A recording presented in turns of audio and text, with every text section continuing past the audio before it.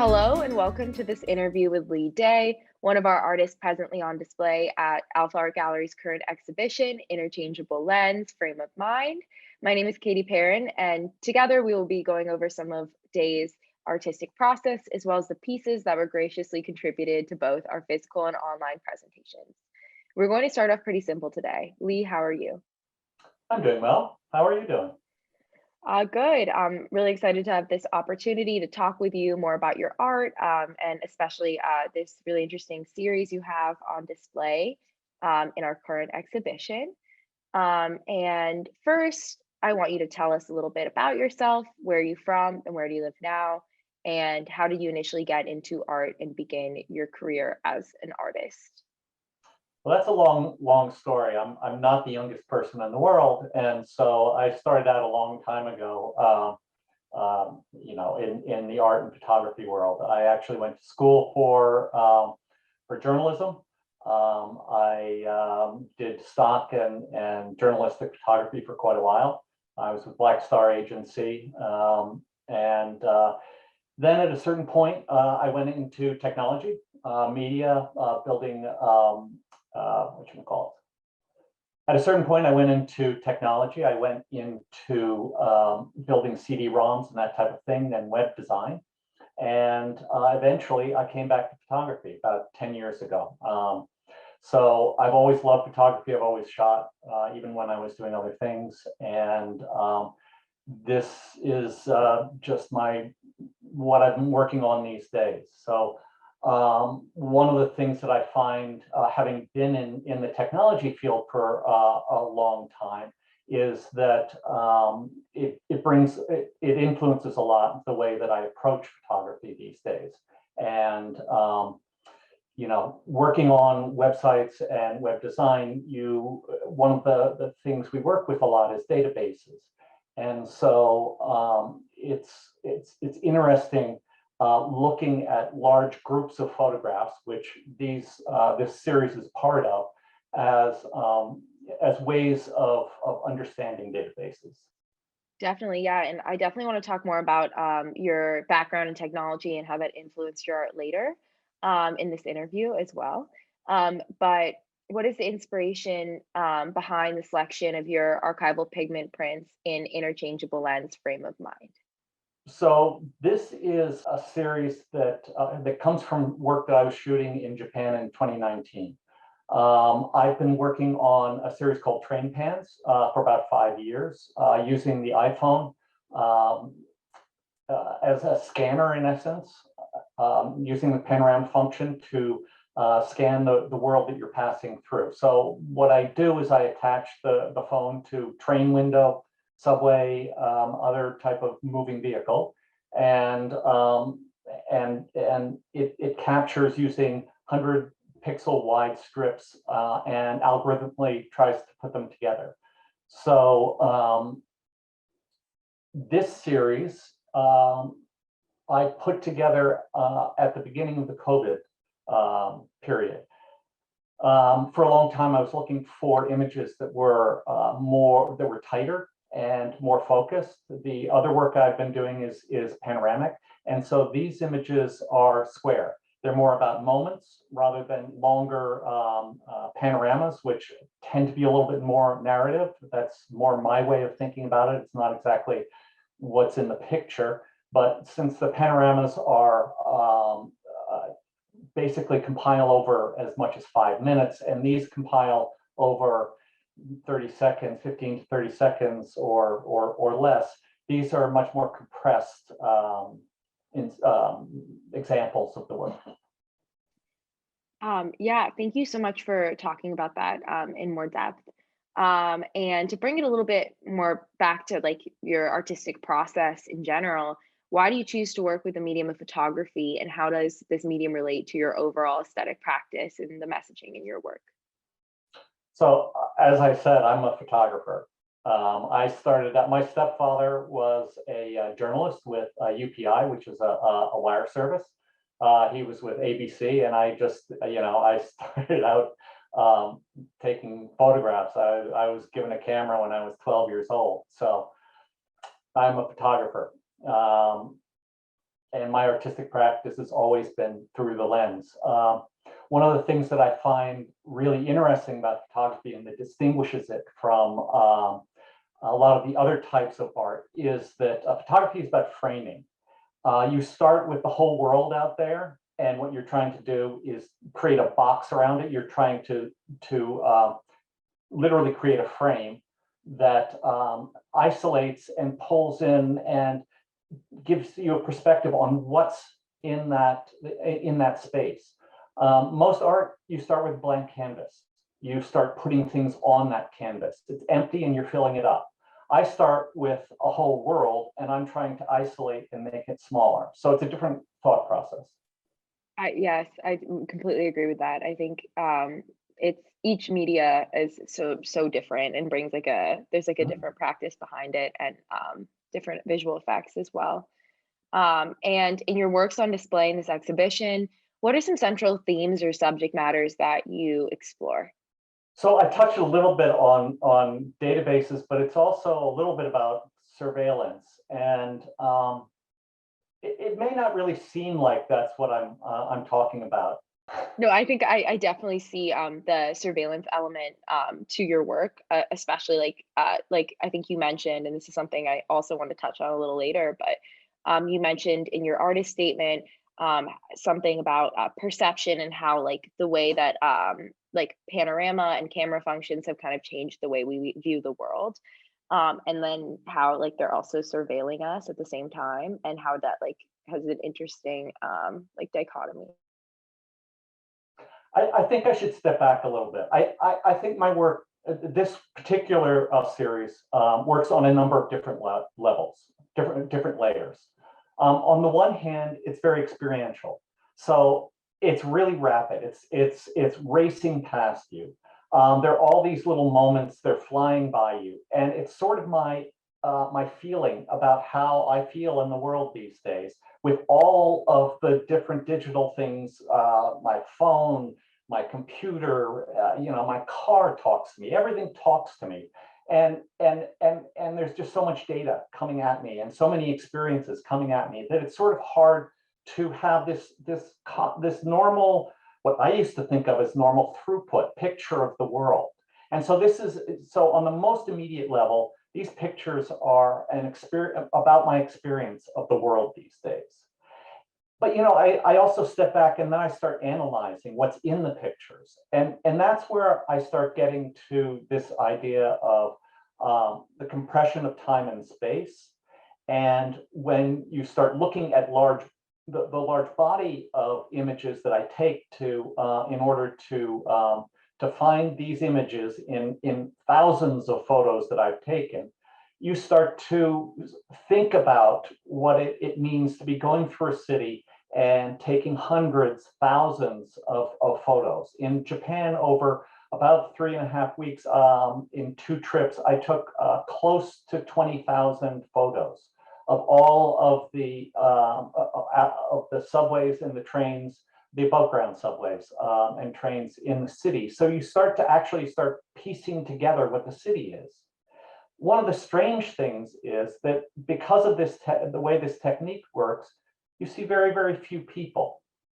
And so what that makes me think of or realize when we're talking about surveillance is how a particular algorithm, a particular set of intelligence, which is what you have in your phone, sees the world. And it doesn't see many people in this world. And it sees the world all jammed up and compressed.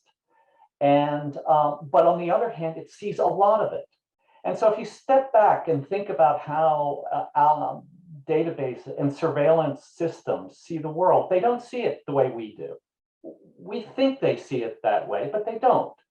And yeah, I'm not quite sure how to continue that one. That brings me sort of into another question that I have. Like in reading your artist statement on clipping Suburbia, Japan, or the series of photos on display in this exhibition, you discuss how your current work revolves around manifesting algorithmic perception, i.e. illuminating how our systems, our devices see the world we've put into them, and that the question is important for how we react to the increasingly intelligent tools that inhabit our digital world. And you do this through capturing those moments that you mentioned, selected from days worth of compilations captured by your iPhone through riding the train system um, on the Tokyo Metro, and through utilizing the panorama function.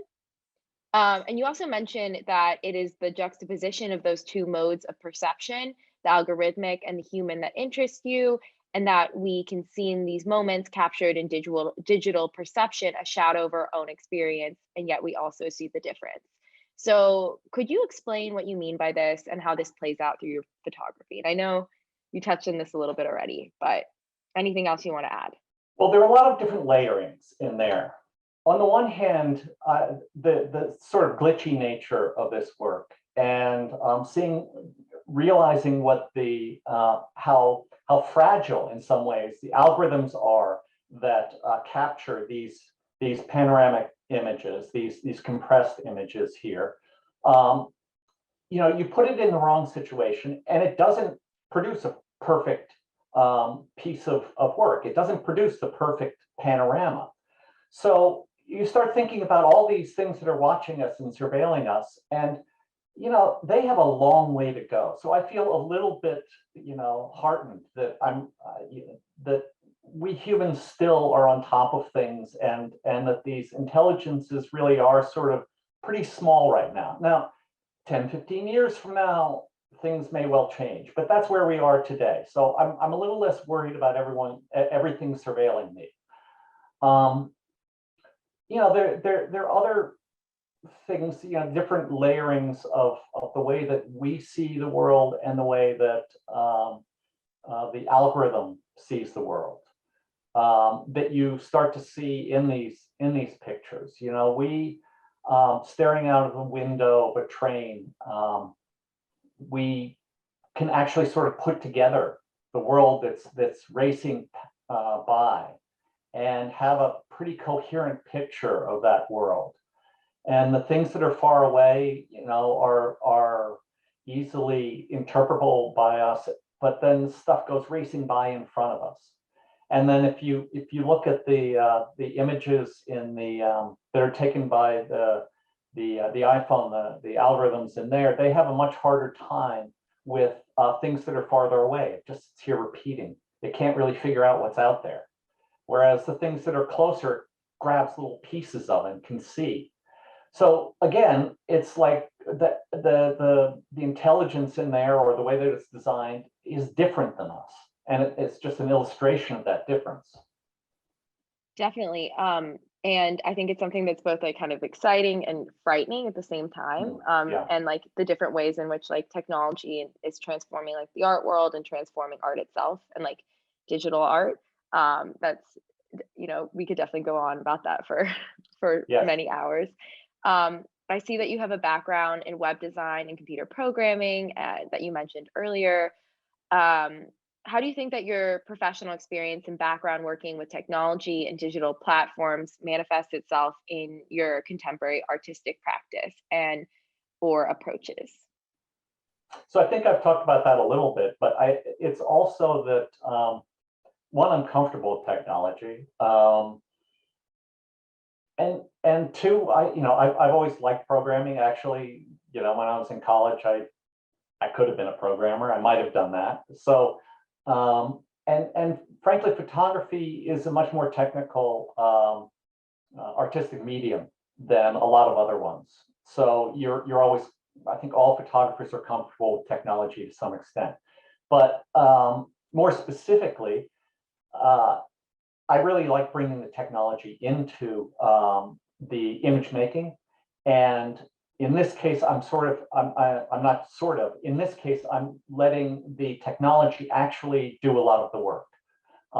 I'm trying to see what the intelligence, the algorithms in there produce.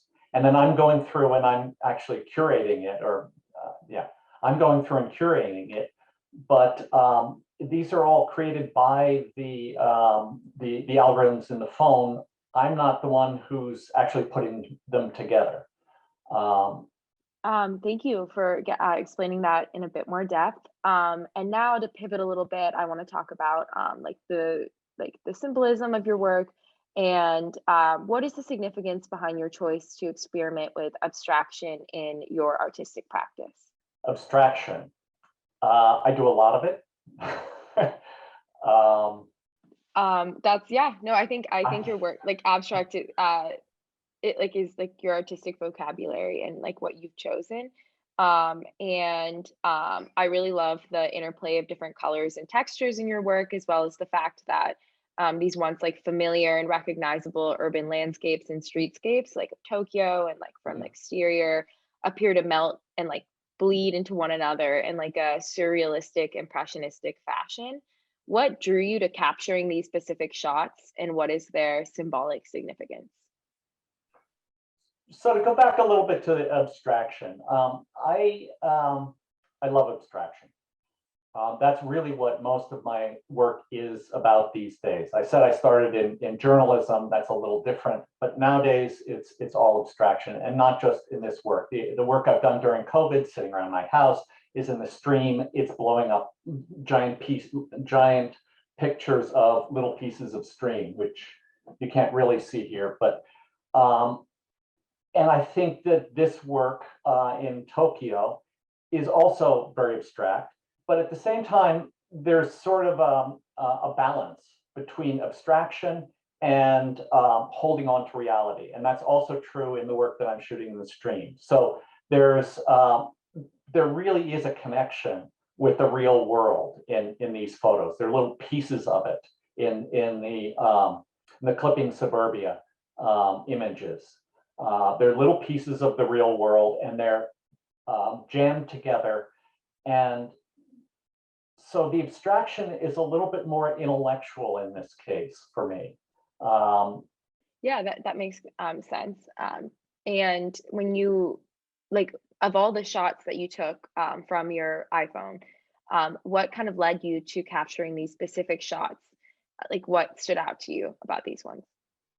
so as I said, this is on a certain level is a curating project, a curation. My work in many ways is actually the work of selection, because as I said, the camera is taking them. What appealed to me in these shots is the density. There's both clarity and density in the images. There's density, there's action, there's a lot of things that are happening and moving through and sort of and compressed. And as always, I like a balanced composition, some kind of a composition um, that has balance in the frame. These may not seem entirely balanced, but I think internally there is balance to them. And so that I was certainly looking for that. That's not all that easy to find, both the sort of the compressed activity and some kind of formal balance. Hmm. And so I think that's what I was focusing on in terms of what I was selecting, as well as the experiential piece that I mentioned before, which is like, you feel the jammed up quality of what's happening here. Definitely. And of all your works, or in all your works currently on view in this exhibition, you title each of your pieces with geographic coordinates. What is your motivation GPS. behind naming these pieces? Well, it's the GPS location. And it is actually the GPS location where the start of the compilation began. So the iPhone takes these panoramas, and as I mentioned before, it may take 15 to 30 seconds to take the whole picture because it's taking little slices and putting them together. But that GPS coordinate is what the phone's calling this image. At least in my mind, it's what it's calling it. This is how it's identified this piece of work. Um, I think it's as good a title as any. Mostly the locations are not so identifiable, and by using the GPS coordinate, it reinforces the technological aspect, the database aspects, the connection with the world. It's sort of a layering Mhm. of different impulses. Yes, I think it's very unique, and definitely like connects to all those themes that you were talking about. And of all your works, which is your favorite, or do you have a particular attachment to? If you don't have one, which piece would you like to spend a little bit more time talking about? My favorites are always changing. It's Hmm. it's the mood of the day.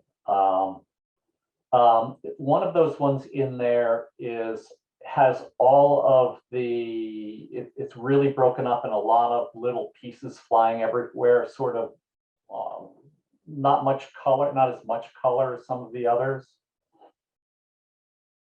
I'd have to go to my other database to figure out which one it is, the name. What I love about that image is the way that all the pieces of the world seem to be flying in different directions. You know, you're going through a space in the train where the world is coherent and together. And then to see in the image uh, everything torn to pieces, like a scene from the Matrix, where all the little pieces, which you know are connected and are part of a whole, are just dissolving. Where Yes, all of these different pieces is reassembled in this image is just startling. yes.